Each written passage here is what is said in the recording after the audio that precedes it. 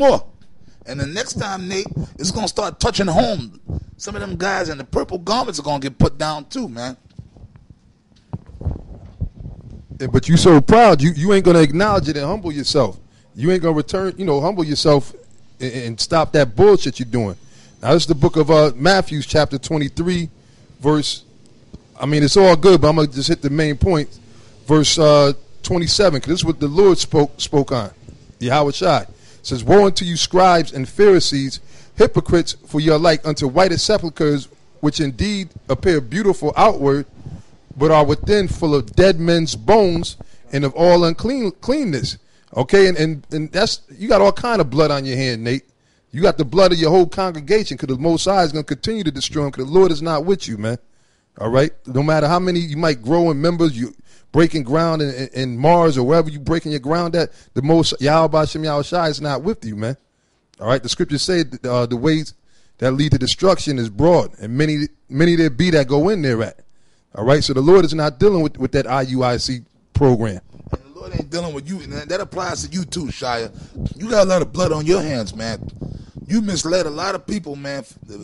Your crimes going back to 20-something years ago, you offended a lot of so-called brothers. You offended a lot of people. You caused a lot of people, you, Lahab, all you guys, y'all caused a lot of so-called men that was in the truth to fall away from the truth by your actions, by all the wickedness, by your wrongful dealings with so-called brothers in the school. Okay?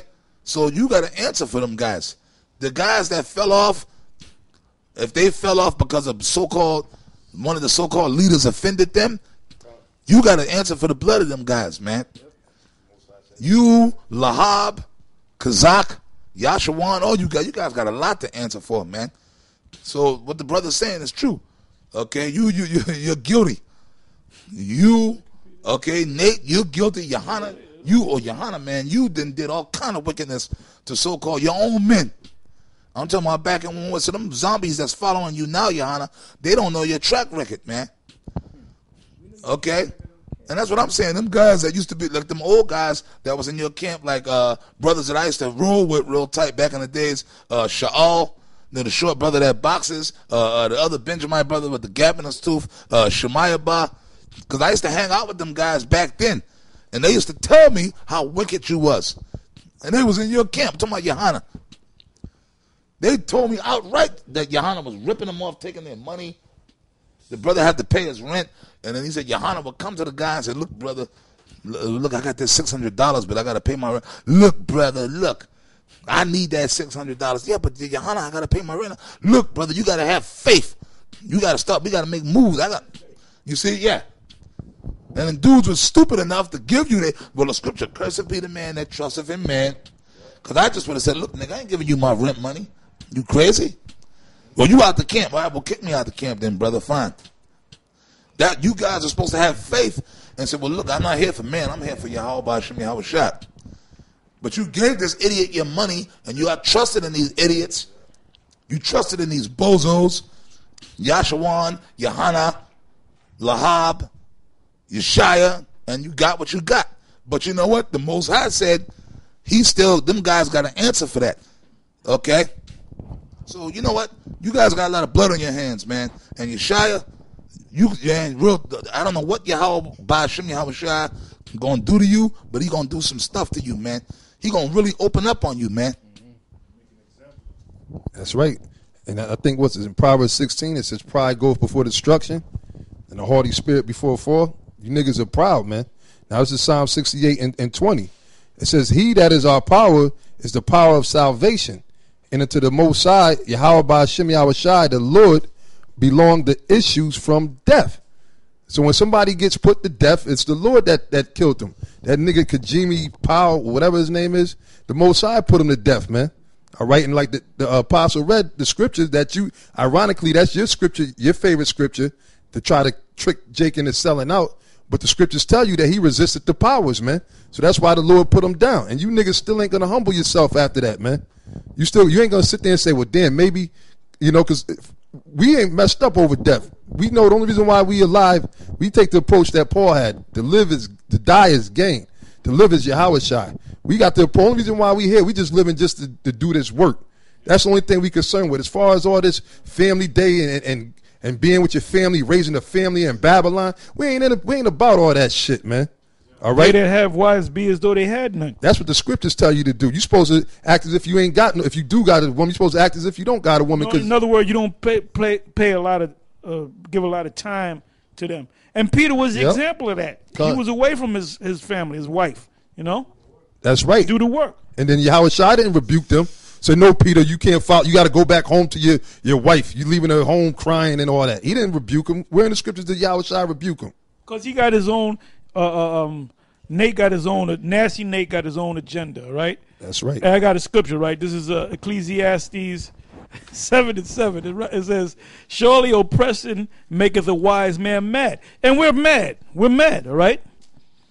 But you know what? We're patient, right? Unlike this guy, unlike this IUIC guy, and a gift destroyeth, the heart. All right, that goes to Yeshaya, Johanna, Nate. You guys doing this shit because he got a gift. 8. Better is the end of a thing than the beginning thereof, and the patient in spirit is better than the proud of spirit. He pulled that knife out like he was going to kick the cop's ass. There's a reason why they give cops sidearms, man. Just in case that situation comes up, you pull out your sidearm, you aim.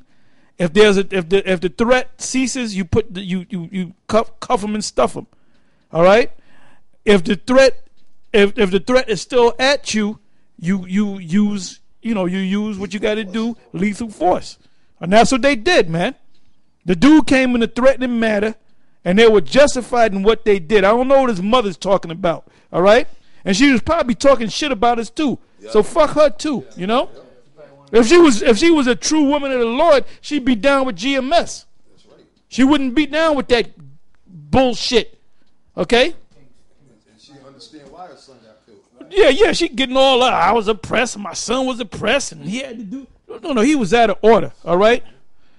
It said, make of the wise man mad, and better is the end of a thing than the beginning thereof.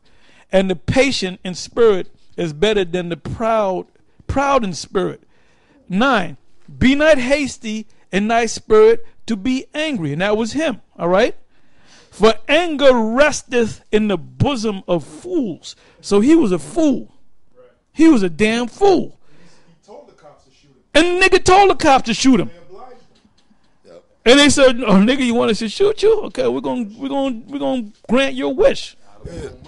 Yeah, like Richard Pryor, he was one of them crazy shoot me niggas that Richard Pryor talked about. Shoot me, motherfucker, shoot me. Because nowadays, cops will shoot you. Hey, cops will shoot you if you say don't shoot me. But if you tell them shoot me, man, that's called the power of suggestion. You know? Yeah. Look at him. That's him, right? That's not. No, that's this guy. Is that Powell? No. That's Nasty Nate for that. This one movie. Oh yeah, he's talking about Half Baked, the movie Half Baked with that guy Dave Chappelle. There was a character named Nasty Nate. Well, that's who we patent. That's who we patent Nate after, Nasty Nate. Go ahead. Well, this is the scripture for these guys, Nate and them, which everybody knows this scripture, a very popular scripture. The scripture they used to bring out in 1 West all the time. Jude 1 and 3. Beloved, when I gave all diligence to write unto you of the common salvation, it was needful for me to write unto you and exhort you that ye should earnestly contend for the faith which was once delivered unto the saints. So all these guys, including Nate, back in the old 90s and the old 1 West days, back when these guys was learned the truth, right, under the teachers, and this nigga Yeshaya, he was one of the teachers back then. At that point, he had already been in the school for 20 years. He was one of the top teachers, top 7, and he was teaching. He was there every Friday night. You know, Yeshaya, he used to, telling jokes. He would come down to the camp every Saturday. He was down there at the camp putting on a performance. You know, he was up in the school. He was so-called in this thing, right? But then after a while, after the splits and all that stuff, Yeshaya disappeared. He didn't earnestly contend for the faith. For the past 15 years, we haven't seen you, Shia. Kazak is down there in Atlanta trying to make money, still trying to hustle. Kazak is still down there in Atlanta trying to still get brothers on oil tables and shit. Like this is 92 or something. Come on, man. The oil tables you don't make no money no more with that shit. They shut that shit down now, man. Okay? Lahab, he went back in the world. He's bugged out. Thinks he's a Baptist minister. Yashawan down there in Atlanta doing whatever he doing in that plush house. You